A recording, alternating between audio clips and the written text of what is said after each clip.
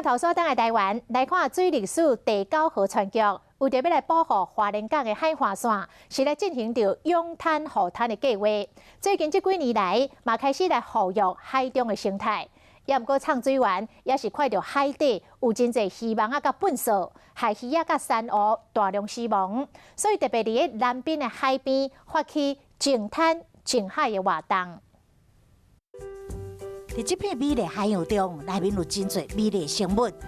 拢非常古锥，就伫打造的保育空间内面自由自在，收来收去。不过，你无看到的另外一面，嘛当时当咧被人类迫害，